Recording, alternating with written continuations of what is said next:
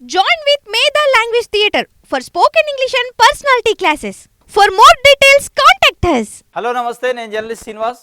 ఈరోజు న్యూస్ అనాలిసిస్లో ముందుగా ఆంధ్రజ్యోతి పేపర్లో వచ్చిన వార్తలను చూద్దాం. ఆంధ్రజ్యోతిలో మెయిన్ హెడ్డింగ్ ఐటము, అందరికీ సాయం, చివరి బాధితుల వరకు న్యాయం, 17న వరద పరిహారం అందిద్దాం, మంత్రులు అధికారులకు సీఎం నిర్దేశం, శాస్త్రీయంగా వరద నష్టం జాబితాలు రూపొందించాలి, పూర్తిగా దెబ్బతిన్న ఇళ్ల స్థానంలో కొత్తవి ఇద్దాం, మొదటి రెండో అంతస్తుల్లోని వారికి పరిహారం, దెబ్బతిన్న వాహనాలు వస్తువులకు కొంత సాయం, వరద నష్టాల క్లెయిమ్లు వారంలో పరిష్కరించాలి, కేంద్ర రాష్ట్ర ప్రభుత్వాల కృషికి మీరు సహకారం ఇవ్వండి, బ్యాంకర్లు బీమా సంస్థల ప్రతినిధులతో సీఎం చంద్రబాబు, 3 నెలల్లోగా గుంతలు లేని రోడ్లు కనిపించాలి, రహదారి మరమ్మతులకు 476 కోట్లు ఖర్చు, ఆర్ఎండ్బి ఆర్థిక శాఖలకు సీఎం చంద్రబాబు ఆదేశమట, అందరికీ సాయం అందించాలి, చివరి వరద బాధితుల వరకు అని చంద్రబాబు నాయుడు గారు నిన్న ఒక రివ్యూ మీటింగ్ పెట్టి చెప్పారు. అందించాలి. ఇవాళ అందరూ వరద బాధితులు కోరుకుంటున్నారు, రాజకీయ పార్టీలు కోరుకుంటున్నాయి, ప్రజా సంఘాలు కోరుకుంటున్నాయి.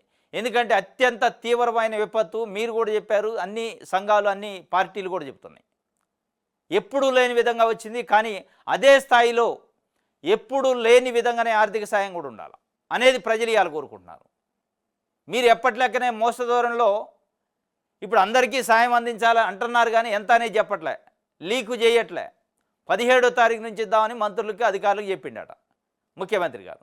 కానీ ఎంత ఇచ్చేది, ఎవరికి ఎంత అనేది విధి విధానాలు ఇంకా ఖరారు కాలేదు. కానీ ఖరారు అయ్యే విధి విధానాల్లో తప్పనిసరిగా మీరే కేంద్ర బృందానికి చెప్తున్నారు, మీడియాకి చెప్తున్నారు, ప్రజలకు కూడా చెప్తున్నారు, ఇది ఎప్పుడు కని విని ఎరగని రీతిలో వచ్చిన వరద మొట్టమొదటిసారి కాబట్టి దీనికి అత్యంత ప్రాధాన్యత ఇచ్చి ఎక్కువ సాయం చేయాలని కేంద్రాన్ని కోరారు.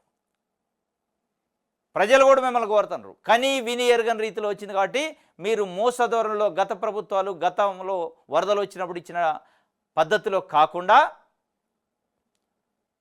అత్యంత ఎక్కువగా పరిహారం ఇవ్వాలి. దాదాపు సామాన్లు నష్టపోయిన వాళ్ళకి 50,000 రూపాయలు, మినిమం 50,000 రూపాయలు ఒక ఇంటికి ఇవ్వాలని, ఎకరానికి ఒక 30,000 రూపాయలు పంట నష్టపోయిన రైతులకు ఇవ్వాలని ప్రజలు కోరుకుంటున్నారు. ఇవాళ మీరు 50,000 ఇచ్చినా ఇంట్లో సామాన్ రావు, వాస్తవంగా కాదు, ఏదో గుడ్లో మెల్లగిచ్చినట్టు అయింది. అది కూడా మీరు 30,000 రూపాయలు ఎకరానికి రైతుకి ఇచ్చినా కానీ వాళ్ళు నష్టపోయింది, నష్టం అయితే పోడ్చలేము. కానీ ప్రభుత్వం ఆ స్థాయిలో ఇస్తే కొంతన్నా మేలైది అనేది అలా ప్రజలు కోరుకుంటున్నారు, వరద బాధితులు కోరుకుంటున్నారు.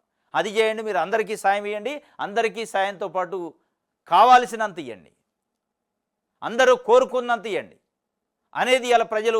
అవసరమైతే రాష్ట్ర ఆర్థిక పరిస్థితి బాగాలైతే కేంద్రం దగ్గరికి వెళ్ళండి, ఢిల్లీలో కూర్చోండి, అవసరమైతే 4 రోజులు కూర్చొనైనా అక్కడి నుంచి ఒక 50,000 కోట్ల రూపాయలు తెచ్చి ఈ వరద బాధితులు, అది ఏలేరా బుడమేరా ఇట్లాంటి కొల్లేరా ఎక్కడ ఉన్న వరద బాధితులైనా ఆదుకోవాల్సిన అవసరం ఇవాళ ప్రభుత్వం పైన తక్షణం ఉంది అనేది ప్రజలు కోరుకుంటున్నారు, వరద బాధితులు అది కోరుకుంటున్నారు. మళ్ళీ మీరు తూతు మంత్రంగా ఇచ్చిన అనే పేరు కోసం 10,000 15,000 ఇస్తే అది ఏ మూలకి రాదు.